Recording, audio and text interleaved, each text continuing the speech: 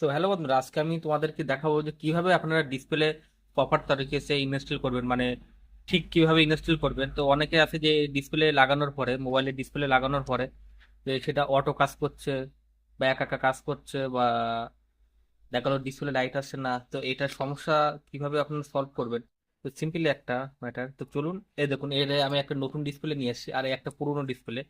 এটা কোন টেকনিশিয়ান লাগিয়েছে, এই দেখুন, এই যে পিছনে যে আর্থিংটি আছে, এই ডিসপ্লের আর্থিংটি দরকার হয়, এই যে স্টিল কালারের যেটা আছে, এটা এখান থেকে পেপারটা তুলতে হয়। তোলার পরে এখানে একটা টেপ থাকে।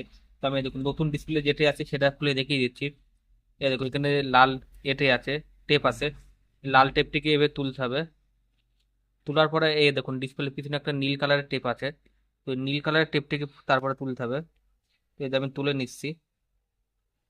তোলার পরে এটাকে একদম, মানে এইখানে একদম এভাবে টেনে, যাতে এইদিকে বাড়তি না থাকে, এইভাবে টেনে এখানে দেখুন কাটা ছিল, এই কাটার এখানে এটা ফিক্সড হয়ে যাবে। তো এইভাবে এটা আর্থিং দিতে হয়। তো এইখানে অনেকে ভুল করে। আবার অনেকে ভুল করে যে কারোর ডিসপ্লে উঁচু হয়ে থাকে বা নিচু হয়ে থাকে। তো তার জন্য প্রথমে এই ধরনের একটা টুইজার নিয়ে বা সন্ন্যার নিয়ে এই ডিসপ্লেটাকে প্রথমে ফ্রেমটাকে ক্লিয়ার করে দিতে হবে ভালোভাবে। এটা আমার ক্লিয়ার করা আছে। তো আর আপনারা কোনটা ইউজ করেন ডিসপ্লে লাগানোর জন্য, তো এই যে আমি এটা ইউজ করি G21। তো আপনাদের কাছে আপনারা কোনটা ইউজ করেন তো নিচে কমেন্ট করে জানাবেন। আর এছাড়া বেস্ট কিছু কোনো গুলো থাকলে সেটাও জানাবেন কমেন্ট করে। তো এই দেখুন আমি আটাটাকে লাগিয়ে নিচ্ছি প্রথমে ফ্রেমটাই। তো আপনাদের প্রথমে ফ্রেমটাকে আটা লাগিয়ে নিতে হবে। তারপর অনেকে আছে যে ডিসপ্লেতে আটা লাগায়, তো আমি এইভাবে লাগাই প্রথমে। তো এইভাবে পুরোটা লাগিয়ে নেবেন। তো এই দেখুন আমি লাগিয়ে নিচ্ছি, যেভাবে আমি লাগাচ্ছি সেইভাবে আপনারা লাগিয়ে নেবেন। তো এই দেখুন আমি লাগিয়ে নিচ্ছি। আর অনেক আছে যে নিচে আঠা দেয় না, তা আমি সেটা বলবো যে আপনারা নিচেও আঠা দেবেন। কারণ ওইখানে যেখানে এই নিচে আঠা দেবেন না, এখান থেকে উঁচু হয়ে যাওয়ার পরে এবার যদি এখান থেকে একটুখানি এক ফোঁটাও জল ঢোকে, তো আপনার ডিসপ্লে পাত্তাতে নষ্ট হয়ে যাবে। আর অনেকে নিচে আঠা দেয় না, কারণ অটো টাচিং বা ওই আঠাটা যদি পাত্তায় লাগে তো সেটা নষ্ট হয়ে যাবে। তো সেটা থেকে বাঁচার জন্য আপনারা কিভাবে ওটা থেকে বাঁচবেন, তো আমি সেটাও দেখিয়ে দিচ্ছি আপনাদেরকে। যে ডিসপ্লে নিচে পাত্তায় যদি আটা না লাগে তো সেটার থেকে আপনারা কিভাবে বাঁচবেন, তো আমি সেটাও দেখিয়ে দিচ্ছি। তো এরকম আমি এটা লাগিয়ে নিচ্ছি। লাগানোর পরে এটা এখান থেকে কানেকশন দিয়ে নেবেন।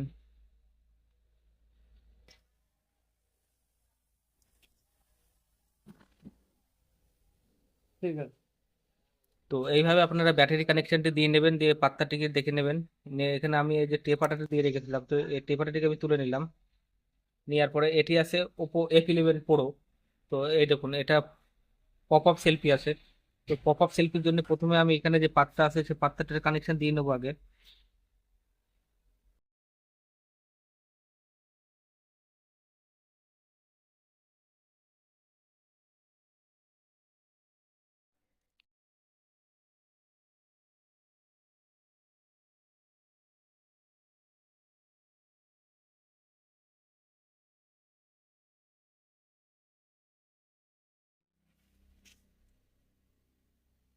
তো এই দেখুন এটা লাগানো হয়ে গেছে। তো আমি এবার অন করে দেখছি যে মোবাইলটা অন হয় কিনা। এই দেখুন মোবাইলটা অন হয়ে গেছে। তো এইভাবে আপনারা প্রপার তরিকেছে, মানে ভালোভাবে আপনারা ডিসপ্লে লাগাতে পারবেন। তো এটা এবার লাগানো হয়ে গেছে। এবার আপনাদের এখানে যে আপনার যে স্ক্রুগুলো ছিল সেই স্ক্রুগুলো লাগিয়ে নেবেন। তো এই যে আমি স্ক্রুগুলো লাগিয়ে নিচ্ছি।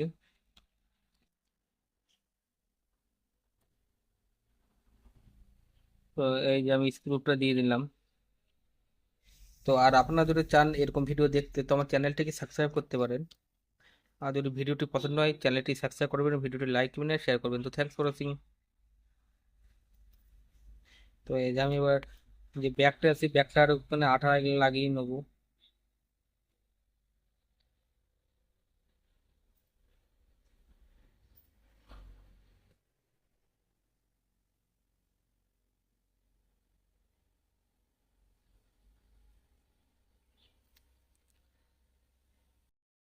তো এই যে আমি ব্যাগটার এখানে আঠা লাগিয়ে নিচ্ছি। আঠা লাগানোর পরে এই যে আঠা লাগানো হয়ে গেছে।